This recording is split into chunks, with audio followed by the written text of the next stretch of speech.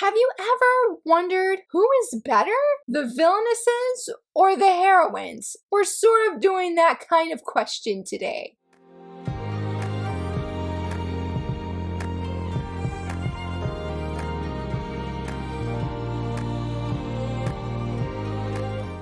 Hello friends, happy Tuesday. It is December 10th and that means it is day 10 of my 25 days of shoujo manga and I'm really excited for this video. My friend Sushi Rainbow, goodness, long time ago, she did a blog post and it was Villainesses versus Empress. And she sort of said, hey, who are they and which is better? And I was like, you know, this would be so much fun to do because I don't know if anybody else has noticed, but there really has been a rise of this heroine kind of genre that I feel like has really been run by the villainesses of shoujo manga, but yet now we're getting different manga of like, I abandoned my engagement because of my tragic heroine sister, which was definitely an interesting read, The Two Perfect Saint, and a few other ones. But I was like, you know, it'd be fun to sort of piggyback off of her post, and don't worry, I did let her know that I was doing this because she's definitely the ultimate inspiration for this idea for this video today, of what about if we did villainesses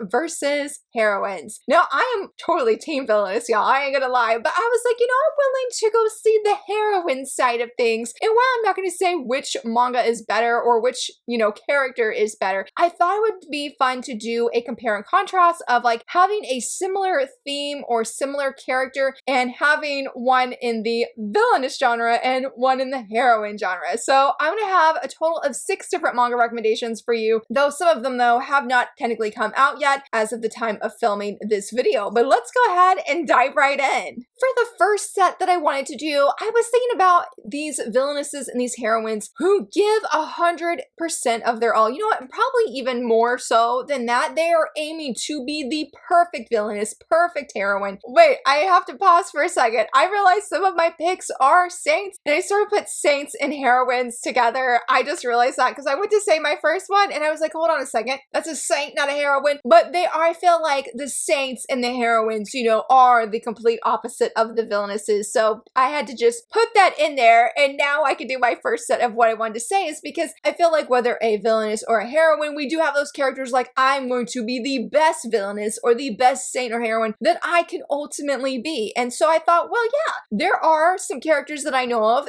especially for our first villainess that I want to feature. It is, I'll become a villainess who goes down in history. It seems turning into a highborn baddie makes the prince all the more love-struck. And as you can see, that title says it all, that she is going to become the best villainous possible. And honestly, in this first volume, Alicia really does aim to be the #1 villainess. If the heroine can do it, then she's like, I can do it so much better. And honestly, that is what she does throughout this first volume. There is nothing that she won't try so that she can help grow her skills and her abilities as the #1 villainess that anybody has ever seen in this world. Because again, nobody is greater or cooler than being the ultimate villainess. And again, Alicia lives out to that at the fullest. Now, on the flip side though, for our saints and heroines, I'm going to say, I have to read the title, The Two Perfect Saint Tossed Aside by My Fiance and Sold to Another Kingdom. Now, technically this doesn't come out until February, but we did get an anime announcement and we do have the manga and the light novel coming out in February. But I decided to go with this one because from what I've seen, I feel like our heroine here, that the title says it all, she's the Two Perfect Saint. And if she's too perfect, I honestly feel like she probably wasn't just born that way. She had to work up her way to being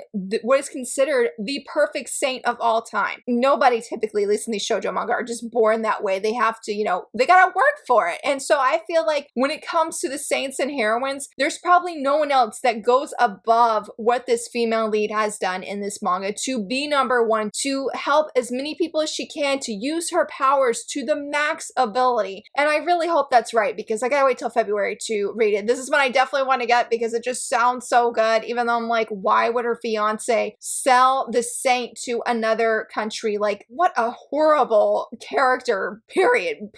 So I'm going to say that for our villainess and our saint here, that there's no one that you're going to find that is working harder than these ladies, or at least no one's aiming to be #1 like them. I don't think anybody can surpass these ladies. Now for our second set, I really feel like these might be some of the harder working villainesses and heroines that we have. Now, maybe they're not rising up to be number one. They don't need to be number one because they're so happy and content in their role. That is more than enough for them. And for the villainesses, I'm so excited to feature this one, is the villainess stands the heroes, playing the antagonist to support her faves. Honestly, our girl here, she is like, I will do anything to live out my role as the villainess as long as I can be around my faves. She doesn't care that she's the villainess. She's like, I was chosen as the villainess in this game.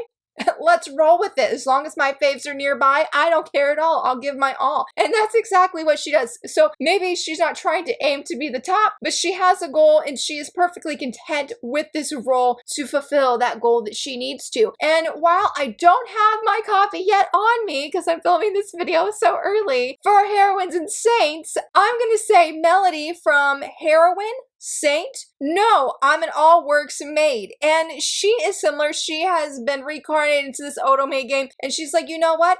Okay, I mean, granted, from the title, I'm assuming she doesn't care. She doesn't want to be a saint or a heroine, but she is so happy with her role of being a maid here. She could care less about this world. She could care less about being the best of the best. She's just like, I'm a maid. This is what I want, and this is what I'm going to do, and I'm going to live out my life to the fullest as her said role. So maybe that's what I should have said, too, for our female lead from The Villainess Stands the Heroes, of, like, they've been given these roles, and they're completely content with these roles. They're going to make the most out of it and do what they want to do and go pursue their goals and their dreams. And I feel like both of these, the heroine and the, well, I guess she a heroine or she a saint, I don't really know.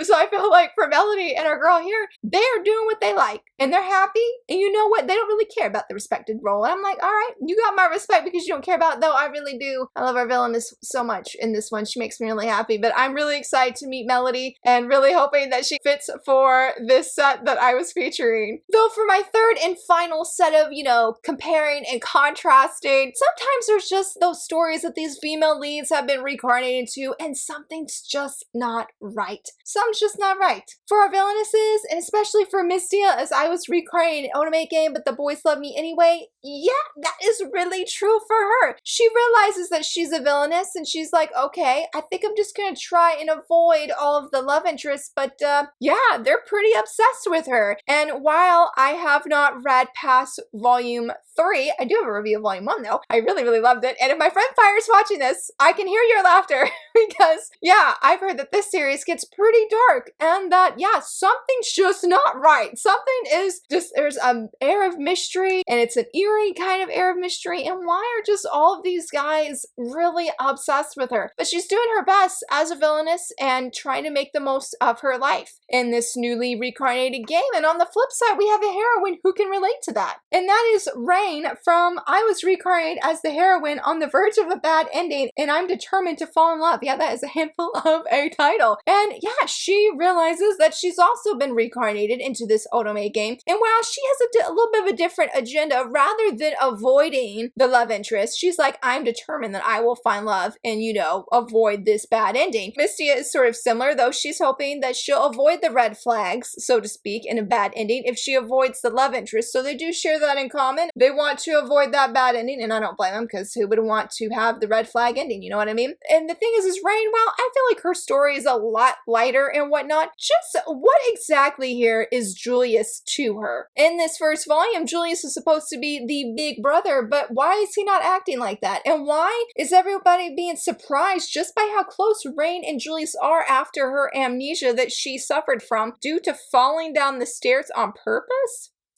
Something seems fishy. So equally, there's a lot of mystery and of sort of like, what exactly is going on? Though for Rain, she is 10 times safer than Mistia is in her series. That villainous Mistia, she's so sweet. She needs to be rescued. She needs to be rescued. Rain here probably also needs to be rescued from her story. We could take one of those love interests, Yoshida, I think is his name, and we'll just go put them in a safe place where they can thrive without the, you know, if they're heroine or villainous, and just have a a good time, because I do feel like both of these ladies, because Rain here, she's being bullied and she's needing to increase her rank and things are just not panning out. So, you know, maybe rather than saying there's something wrong and there's so much mystery in both of these series of what exactly is happening, why are things happening as they are, that we'll just take Misty and we'll just take Rain and we'll go put them in a safe place where they can live happily ever after. They don't have to worry about the bad endings or anything like that. They don't have to worry about any unhinged love interests or potential unhinged love interests, because both of these girls are amazing. I really love them both a lot. I want them to be safe. So maybe these are just heroines and villainesses who need to be safe, because, you know, obviously villainesses are not in the safe zone typically with their stories that they're in. But, you know, that could be said for heroines as well. You know what I mean? And this is just a prime point of both of these girls going into some interesting otome games and hoping that they come out alive. And I really hope that they do. And I also really hope that you enjoyed my picks of comparing and contrasting these series. Hopefully I did it well. Please go check out Sushi Rainbow's post that she did, because I loved what she did so much. It was such a fun and inspirational kind of piece to read, and really, really enjoyed it. And again, I hope you enjoyed this video. I would love to hear from you. What are some